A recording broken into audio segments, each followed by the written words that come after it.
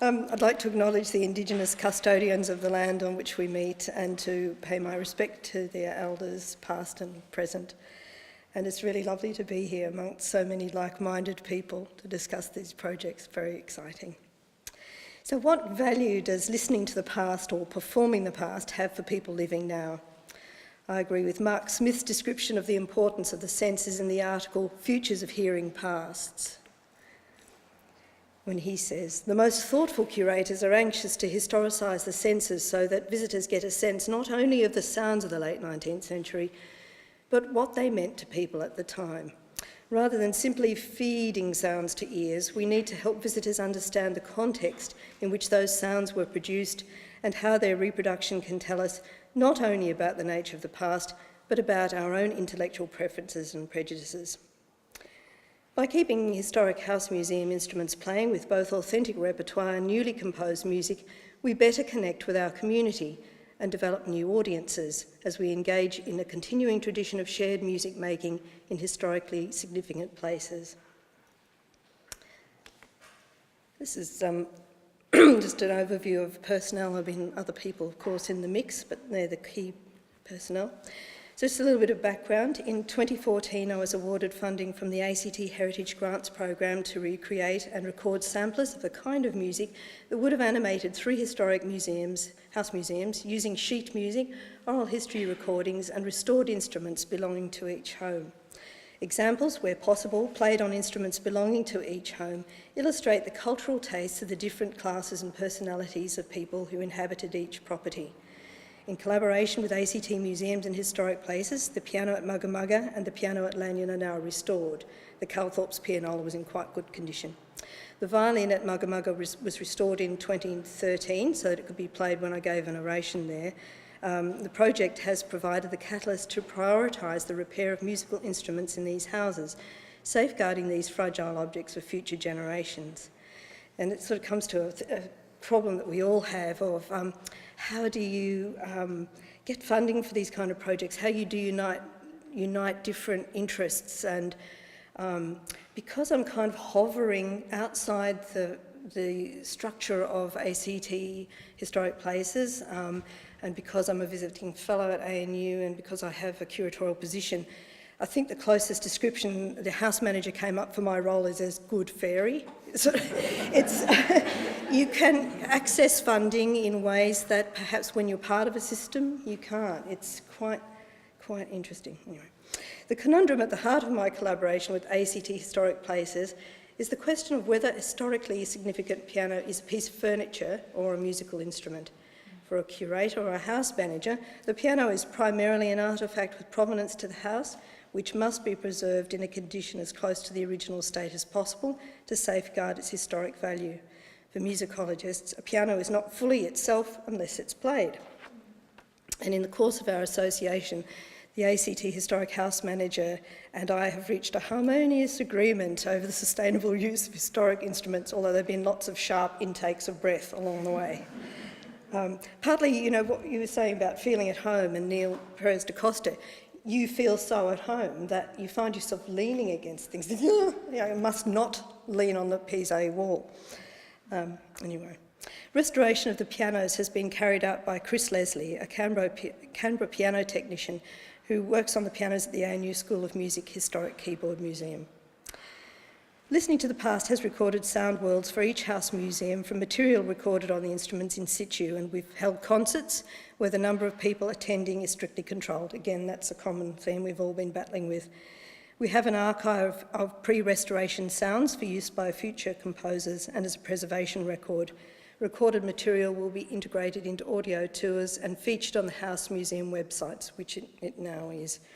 In the future, I hope to develop public programs further and conduct further restoration of pianos linked to those already completed.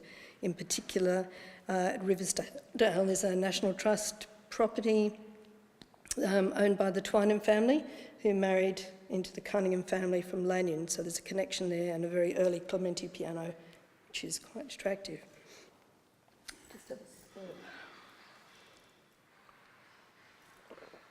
So what follows is an overview of each of the house museums and the particular musical world belonging to each. While each house is quite distinctive and quite a distinctive class, it's interesting that all three properties in Canberra are connected through little coincidences in the occupants. We got, what was that? Yep.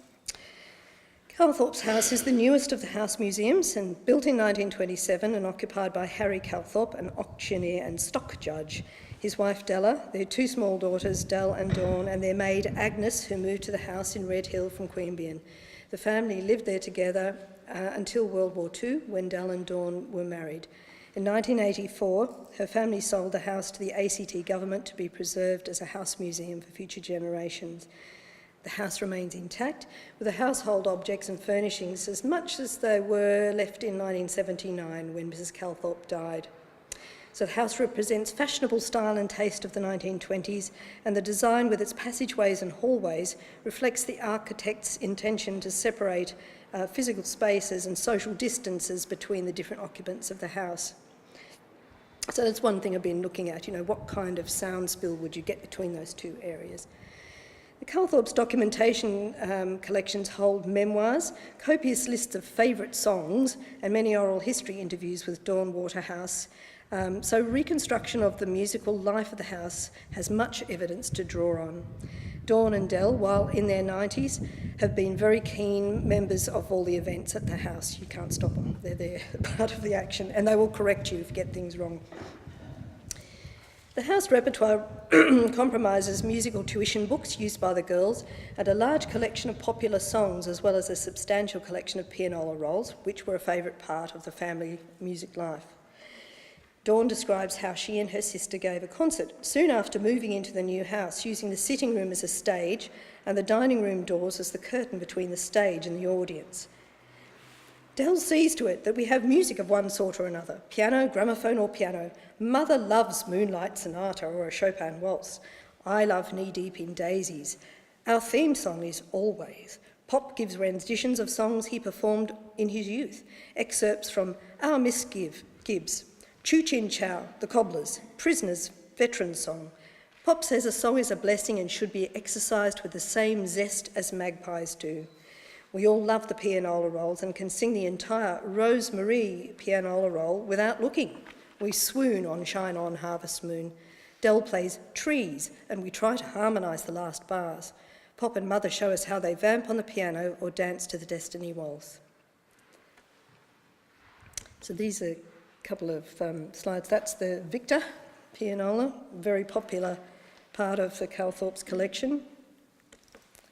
And this is a 1920s children's party we did as part of one of the programs arising from this project with children discovered a radio in this beautiful case.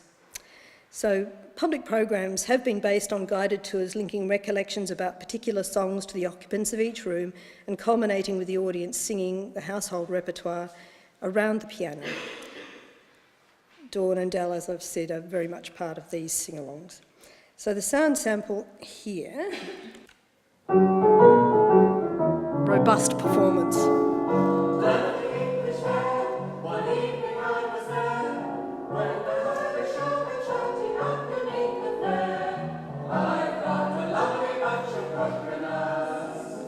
Right, that'll do. It's a very popular song with the tour groups, I can tell you. So, moving to something more sedate.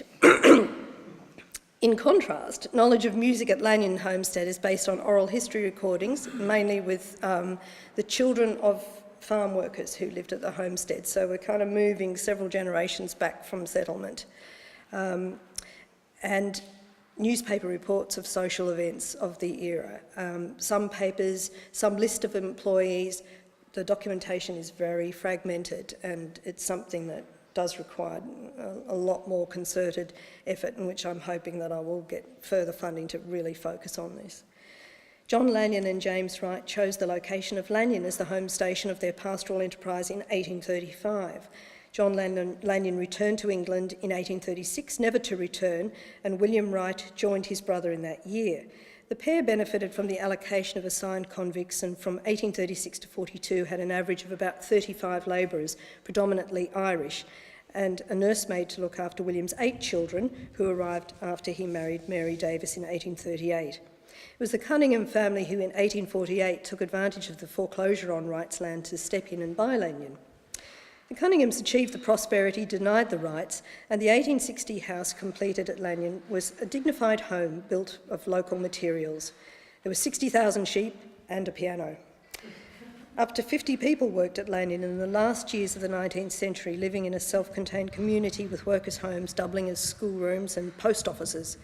In 1905, A.J. Cunningham, the son of the original owner, aged 58, married the musically gifted 24-year-old Louisa Lanyon, and her home entertainments flourished as the house was modernised and extended. These were the things that remain in the memory of people in the oral histories. But there is a strong oral record that right from the word go, from the first occupant Mary Davis and then later Mrs. Cunningham, the Lanyon drawing room was always available if a wedding or a christening or a funeral needed a space. The house was the place where these people were welcomed for whatever purpose. So here's our friend Georgiana. So in working on these projects, I've drawn on my doctoral research into the domestic music performed historically by Australian women of working class, middle class and aristocratic connections, in particular Georgiana McRae, illegitimate daughter of the 5th Duke of Gordon, who lived from 1804 to 1890. And she provided a great case study of a colonial woman who used her music manuscripts as a way of creating social networks in Australia. So they really were a great aid to her when she lived remotely, and even in the early days of Melbourne. Her music was the way she created a world. So you can see her piano there. Oh, go back, yeah. Much of the dance repertoire in her music was and is widely played for what we call bush dances and colonial balls, and provides a useful guide for the kind of repertoire one would presume was played in houses like Lanyon and on the Monero, where there were strong Scottish family traditions influencing the regional social gatherings.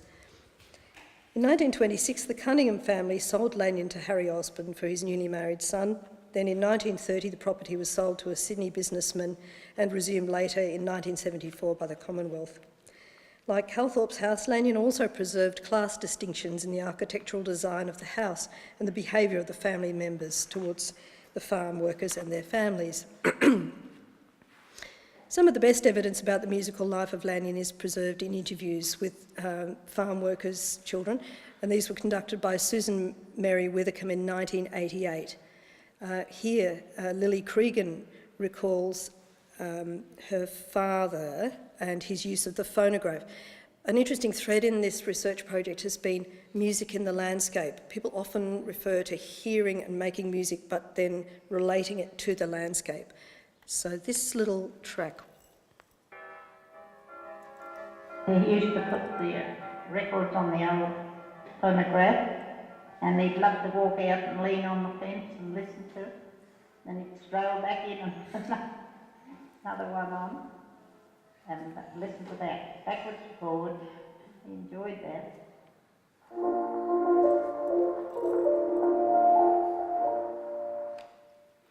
Okay, so the activities at Lanyon have involved guided walks through the outbuildings to look at the kind of music that would have been played in the stables and the kitchens, and that music's been reconstructed based on the records of the staff who actually worked at the time and the nationalities. So we have lists of those kind of people, so that's been quite useful. Recitals and a masterclass in the drawing room for small audiences of 12, again, a small audience problem, on the 1840s Broadwood. Erin Halliard's been the main person who has conducted those concerts. From University of Melbourne. He was at the ANU School of Music but has moved. Recitals of new music has been this year's project, so you'll hear some of those compositions this afternoon from Sandy and Ian. So composers used the inspiration from the historical records to write music to perform on the old pianos in situ. And then we've had traditional Irish music on the veranda because the main labour content of the farm were Irish labourers. Now, to get to this scale, this is the Broadwood at Lanyon, which is rather interesting because it's in almost original condition. Nothing has been replaced that's major. The only work done on it by Chris was to revitalise the felts manually, so nothing's been replaced, so it's quite interesting. This is the pre-restoration scale.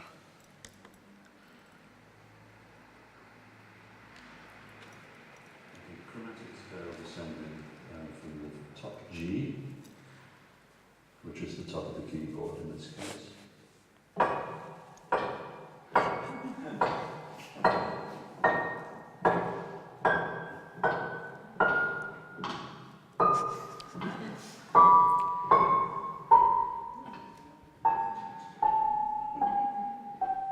So if you want to hear any more of that, speak to me later. I will play you Erin. This is recorded outside, going back again to the theme of music in the landscape. So this was recorded on the veranda and captures, I think, the kind of sound that people moving around the homestead would have heard. And the birds are real.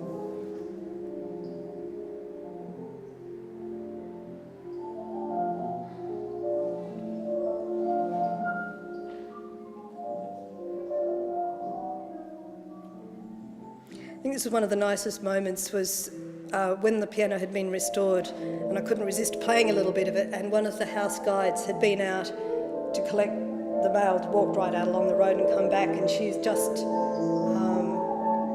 really struck by the sound of the piano. She just thought that house is alive again, and I think with something we will have all have felt, that the house is speaking again.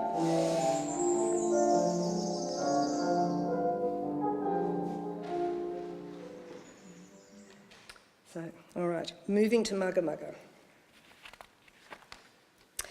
This is a property open to the public through the activism of the last surviving owner, Sylvia Curley, who moved into the house as a child in 1913. The house music collections consist of Royal Academy and Amy B grade music books. I'll just pass some of those around so you can read that. That's just one of the books. Dating back to the early 20th century, popular song sheet music albums dating back to the late 19th century. A lot of religious music. It was a Catholic family, and so there are lots of those very stirring religious songs of that era. And gramophone records featuring popular songs and dance music, which we know Patrick used as a means of learning his music as a dance musician to work through the area and play the fiddle. The origins of music for the Curley family began in Ireland in the early 19th century, where Miss Curley's grandparents were born, and in 1842 they arrived at Duntroon, which, as it sounds, was a big Scottish home, the big home in the area that employed a lot of shepherds. Sylvia Curley's oldest musical stories concern her father, who, when a little boy of 6 years, followed Mr. Sinclair, one of Campbell's shepherds, around the slopes of Mount Pleasant while he played the bagpipes. And that name, Sinclair, crops up in newspaper reports as somebody who kept playing in dances for quite some years. By 1866, Patrick Curley, aged 13, was employed as a junior shepherd at Mugga Mugga, and it was about this time that he received his first violin. When he was 17, so the story goes, he acquired the violin that is in the museum. Yes, right. Patrick married Annie Elizabeth Tong in 1893, and they lived in Mugga Mugga from 1913 to 1995. The Curleys had 3 daughters, Ada, Sylvia and Evelyn. Sylvia Curley's memoirs record that their mother took Evelyn in the sulky to the convent in Queanbeyan for piano lessons. And a lot of the music has those kind of markings and that documentation from Sister Who's-It and, that sort of thing. On Sunday evenings, they would often go to the house of the Young family, where the fathers would play together and the daughters would sing and accompany each other on the piano. And so here's just a selection of photos. This is one of the little girl on the end next to the ringletter girl is Ada Curley. So this is the era documented. Evelyn, Sylvia always say Evelyn was the pianist. She was the pianist. She played beautifully. These are the kind of events that kept a kind of Irish music alive in many areas throughout Australia.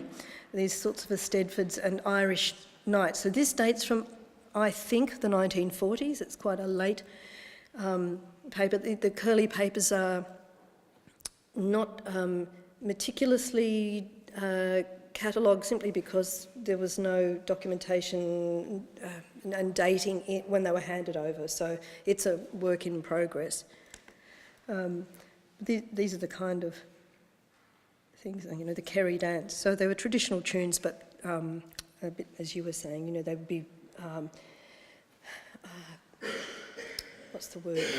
Well, they'd have an accompaniment with them. They would be not so much traditional anymore. They would have been regimented.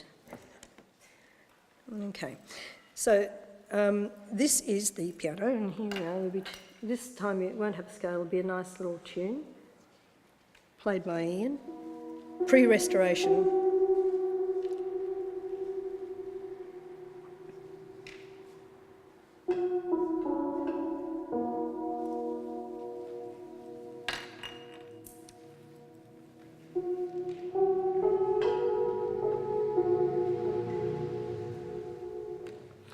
So these are just a few photographs of the process. It was extremely dirty in the interior. The piano had sat there since the day it had moved to the house. All of the restoration and conservation work that had been done in the cottage had been done around the piano. So I think that was more a positive than a negative thing, really, because it was never moved outside, and the temperature is quite constant in the house. The walls are extremely thick. So although it needed a lot of cleaning with the vacuum cleaner, conservation cleaning, in fact, that might have been the saving grace for the piano. It's not a very brilliant piano. It's a budget piano from Hamburg, about 1870, between 1870 and 1890, I think. And again, this is our small audience problem where people have to stand. There's no sitting down and no leaning on the Pizzo walls, and audience limited to, I think we had 10 inside and we had 4 people on the veranda outside, so they could have the veranda experience. But it is one of these major issues. And this is the sound of one of those little pieces that's floating around.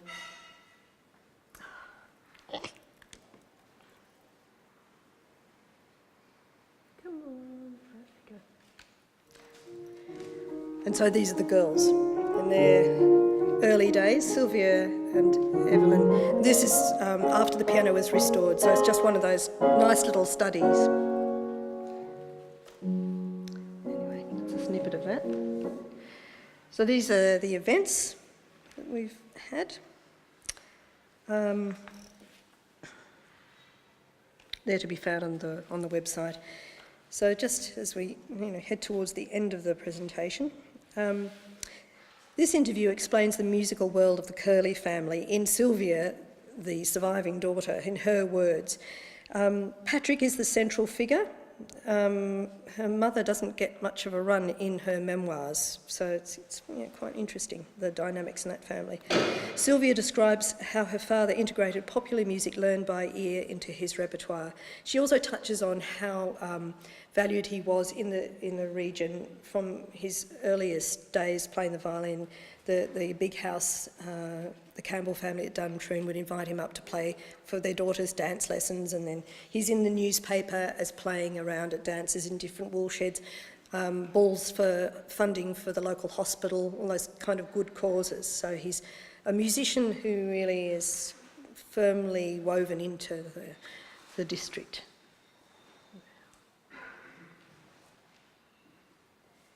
Well, I'll tell you what my father used to do.